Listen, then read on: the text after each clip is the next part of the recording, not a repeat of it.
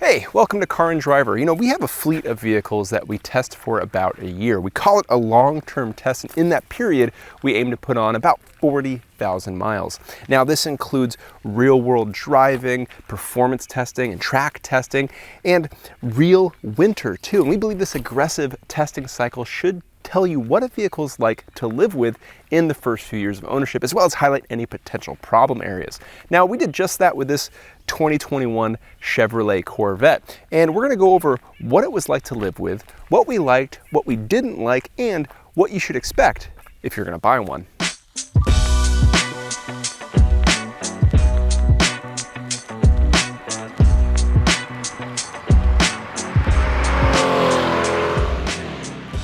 Our Corvette was solidly equipped with the 2LT equipment group that adds niceties like a heated steering wheel, heated and ventilated seats, a comprehensive exterior camera system, and so on. We also added the front axle lift to avoid scraping the nose. On the performance side, we got the must-have Z51 package. That includes things like an upgraded electronically controlled limited slip differential, upgraded exhaust, and a shorter final drive. We also ordered the fancy magnetorheological dampers and the red mist paint. Altogether, this Corvette set us back roughly $80,000.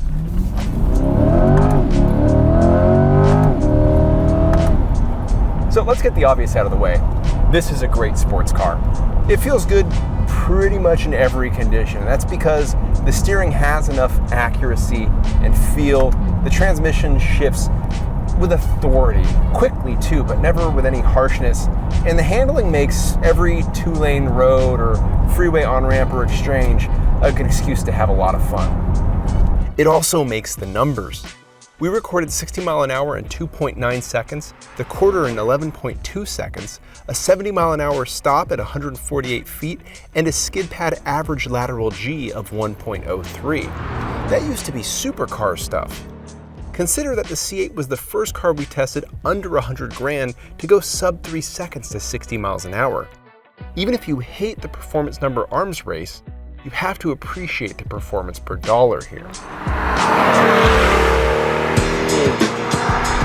I love the 6.2 liter V8 behind us. So you get 495 horsepower from the Z51 package specifically. But the thing you gotta remember is that this is the last naturally aspirated V8 mid-engine sports car you can get. That makes it special. But you also have to remember there's this underlying web of these really sophisticated electronic controls that you don't really notice while driving, but they're always improving the experience. The electronic differential, for example, looks at things like how fast you're going or what pedals you're using and your tire temp to bias torque left and right, which is really neat. There's a really sophisticated electronic stability control system with different levels, and you can go through them, and it actually helps you drive faster on racetracks if you're a novice. There's also the exterior camera system that you can overlay with vehicle sensors and look at the video later to improve lap times, or you can just use it as a dash cam. It's all really, really cool. But it's the Corvette's year-round practicality is what makes it a standout. Now, of course, we took this to Virginia International Raceway for hot laps, and of course, we took it on road trips, but we also ran errands with it. We took it to Costco and Home Depot in the dead of winter. We took it hunting. In many ways, we use this like a compact SUV and not a sports car. There are a lot of reasons that allowed us to do that with the Corvette, but the two standouts are the ride quality and the storage space. Now, these magnetic ride control dampers have both the adjustability and bandwidth that allows for driving on a racetrack and commuting on pothole-laden roads in the dead of winter, and the cargo space. Now, you have to keep in mind, this is a two-door, two-seat sports car, but within that context, you have a lot of storage space. The front can hold a carry-on and a duffel bag. Back here, we fit golf clubs, golf bags, more luggage. You could even put the roof in here when you want to take it off to enjoy a spring day, and it's easily to do one person because the roof's carbon fiber. Where many people shelter their fun cars, we drive ours year-round, and that brings us to winter and the other seasons that are unique to Michigan, like false winter, second spring, pothole season, mud season, construction season, and so on. It's amusing to think that the headquarters of traditional US auto manufacturers is in one of the most devastating states to cars, but we digress. Anyway, we fitted the C8 with original equipment size Michelin Pilot Alpine PA4s and ventured out in the below zero temperatures. We got looks of disbelief or disgust as the paint turned to a grayish, frozen slurry of road grime paired with Michigan's finest uncut blue road salt. Having the bulk of the vehicle's mass over the rear wheels certainly helps with traction, but so too does the winter drive modes that dial back throttle sensitivity and shift firmness that helps you be smooth. Now, some of us live in areas where they don't plow the roads during winter, and those people had to use the front axle lift to help the C8 from not becoming a snow plow itself. We also learned that if you park outside in a heavy snowfall, which some of us did, it's better to clean the snow off the rear glass before you lift the rear hatch, or better yet, use the remote start so the heat from the engine can cook off that snow before you want to access the trunk. Overall, you can drive the Corvette year-round in Michigan, and that's really cool. What didn't we like? Well, we found it difficult to dwell on the often trivial shortcomings. Here's a few. Because the trunk sits right behind the engine and right above the exhaust, it gets a little toasty back here, at least it can. So if you just bought some delicious fudge from Mackinac Island, don't put it in here, put it in the front or else it'll melt.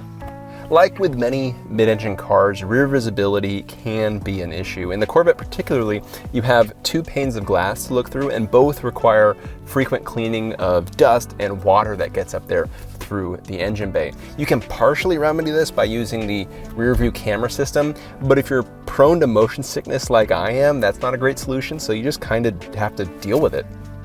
The Corvette's also kind of a pain in the butt to keep clean. The owner's manual advises against driving through drive-through car washes, but we did that anyway because who wants to, hand clean your Corvette in January in Michigan? One of the key issues though is that these vents right here just drop water into the engine bay. So this is a place that you have to spend extra amount of time on keeping clean if you really want your Corvette to look its best. Remember the Corvette's Great Wall of HVAC, as I like to call it? It was kind of a punchline for the Corvette when it was first announced, and when somebody sits in this car for the first time, it still looks a little weird. But over time, with some familiarity, it becomes pretty easy to use and you actually stop noticing it after a while. We couldn't find a way to do big smoky brake stands with this thing, which is quite a bit of a bummer. I mean, there's a race start function built into the car where you hold both shift paddles, go wide open throttle and release them, and it does a quick acceleration with a little bit of tire smoke. But if you want a real smoky burnout, this may not be the car for you. That's a disappointment. This is a 500 horsepower American rear-wheel drive sports car.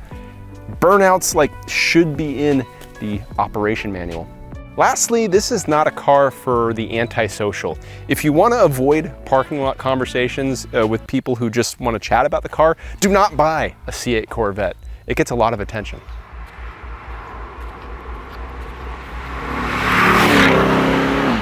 The Corvette is rated by the EPA at 19 mpg combined, and over 40,000 miles, we average 20 mpg, essentially matching that figure. But that's the combined figure, which includes city mpg, and let's be honest, the Corvette isn't great there. Where it excels is on the freeway, thanks to tall gearing and cylinder deactivation that lets this V8 run on 4 cylinders, so you end up with kind of like a V4 mode. Cruising at freeway speeds, you can get excellent fuel economy. In fact, when we measured it at a cruising at 75 miles an hour, like we do with all vehicles, we recorded 26 mpg. That's not bad for a 500 horsepower naturally aspirated V8. When it comes to service, the Corvette was generally straightforward with the usual oil changes, oil filter, and air cabin filter. That said, the dual clutch transmission was another issue entirely. We're told that accessing the filler neck is complicated and time consuming, and the filter and fluid are really expensive. We paid $540 to service the transmission, and you need to do that every 22,000 miles after the first service, which is free from Chevy, so make sure you take advantage of that. Outside of that, we had a few warranty repairs, one for an airbag light, another for a touchscreen related issue. Our only real problem was the air conditioning compressor took a dump while we were lapping at VIR. Was it because the AC was overworked while we were lapping on the track, or was it just a coincidence? We don't know. What we do know is that driving from Virginia to Michigan with no AC or defrost is an unpleasant experience, we can say at the least, but fortunately, Chevy took care of that under warranty. Lastly, it's really cool that the C8 comes with a street alignment setting and a really aggressive track alignment setting. Just know that transitioning between the two is costly because it takes a lot of work. It also means you have to find a suspension shop or a Chevy service department that really knows their stuff. The rear suspension of the C8 and the C7 is unique in that as you dial in negative camber, you have to make sure that you maintain 0 degrees of rear caster. And that's something you don't have to do with any other car I can think of. If you don't watch that, you end up with a really undesirable handling Corvette on a racetrack, which isn't great.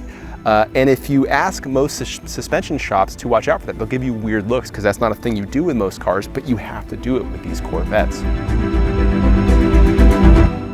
We also broke a few things, the wheels specifically. When we took this into a shop to get the winter tires installed, something we couldn't do at our own shop because the wheel offset meant they wouldn't fit our machine, but I digress. They told us that all 4 wheels were bent, which surprised us because we didn't notice anything from driving the car. We took it to another shop to get a second opinion, and yeah, all 4 wheels were bent. So that tells you either that was really good wheel balancing wheel weights or really good suspension or some design, some combination of both wheel weights and the magnetic fluid filled dampers. Anyway, we had all 4 wheels repaired for $125 a piece. We also hit some road debris on the front end, which caused some, thankfully, cosmetic damage to the under tray, which we also repaired for about $470.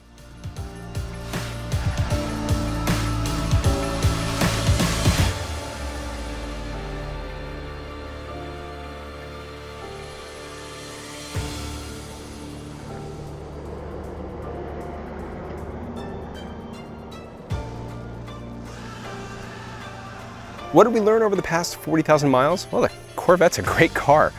You get the performance you would hope from a sports car, but also usability and functionality that you wouldn't expect. And it's those things together that make it an excellent daily driver, yes, even here in Michigan. It's also easy to see why it's won 3 consecutive 10 Best awards, and I'm gonna be sad to see it go.